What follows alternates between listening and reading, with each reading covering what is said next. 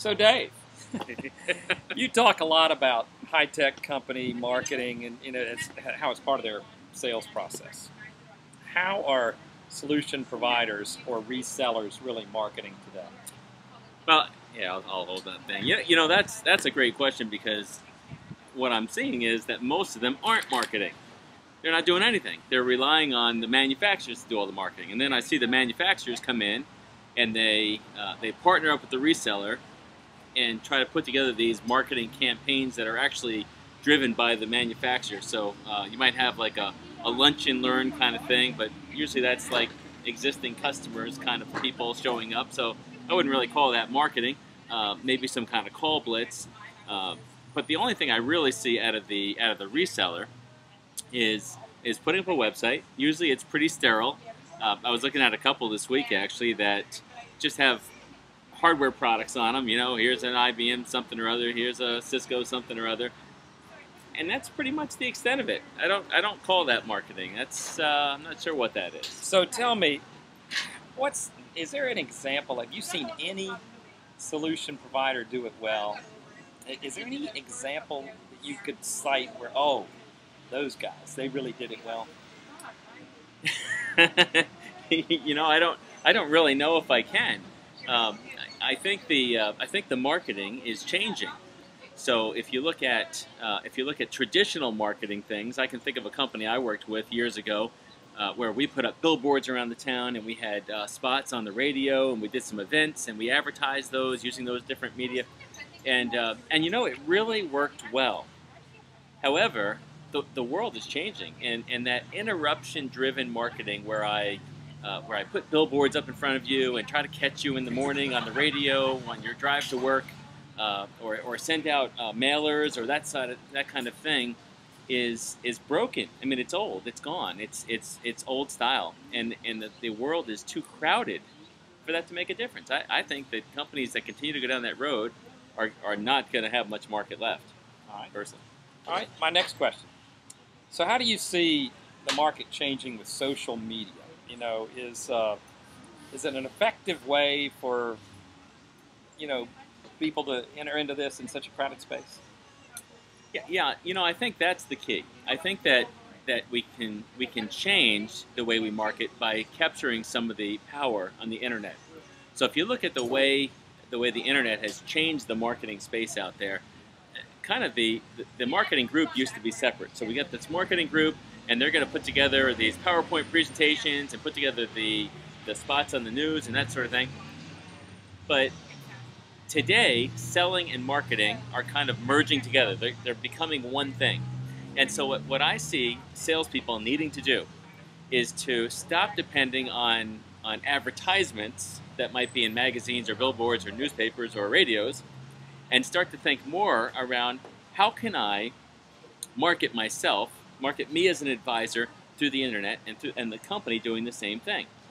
So so one of the ways that they might do that, for instance, is online. They might do things like video, right? They can start to video, they can start to interview their clients, they can start to interview the success stories that they're having with their clients, so that people can see what's going on. People want to get to know them and see what their advisorship is all about. So that idea of being an advisor actually becomes real through the internet, because now I can start to put content online that I'm advising about, and that starts to draw an audience. All right. Now you say the word advice, and I know you do a lot of these education-based marketing events. What do you mean, education-based marketing? What's that all about? All right. Well, you know, I got the idea from these lunch and learns that manufacturers do. And by the way, if you're listening to this video, all those lunch and learns are a waste of time. I just want to say, okay? Because what's happening is the manufacturer's pumping a lot of money into this event, and it costs a lot of money. I mean, you got to get mailings out there, you got to rent a room, you got to get food, and you got to get people to come to it, and they got to invest their time, and you got to invest yours. It's a big deal. But what it is, it's a big product pitch, and you got technical people coming to it.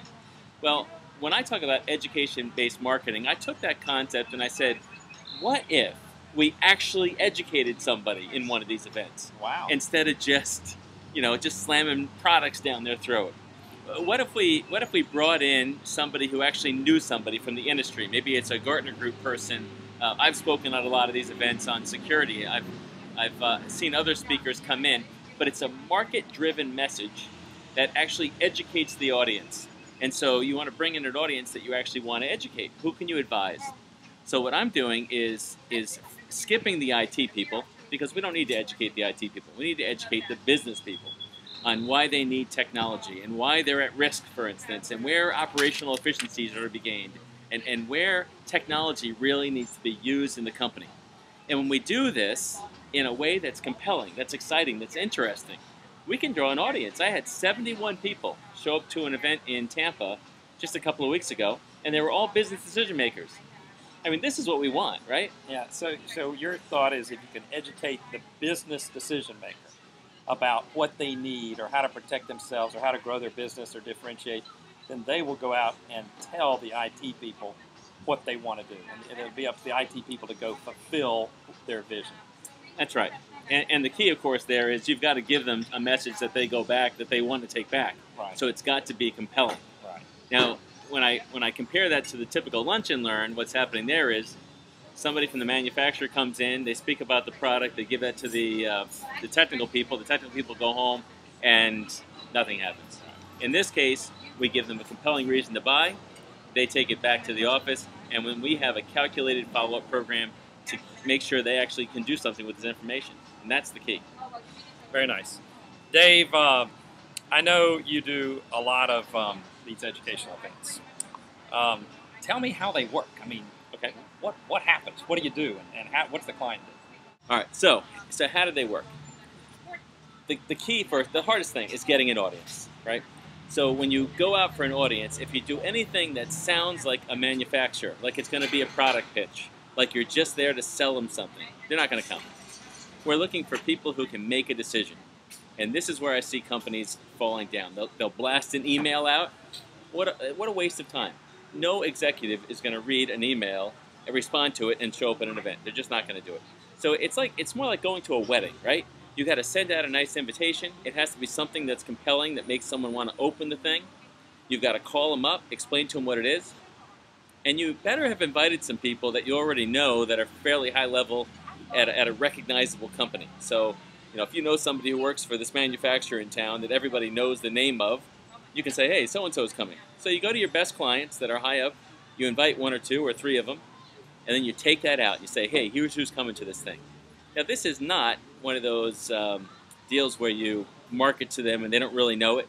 One of those deals where they come for a dinner and then all of a sudden, we got you. Right. No, it's got to be educational. That means that you actually have to have a speaker who knows something. You can't have the free speaker from the manufacturer. It could be someone on site. It doesn't have to be someone paid, but it's got to be somebody who's credible in the industry, somebody who's written a book, somebody who writes for a magazine, somebody who's an analyst, somebody who has something of value. So when these people show up, they get something. And that is the key. Now, once that happens, there has to be a follow-up program.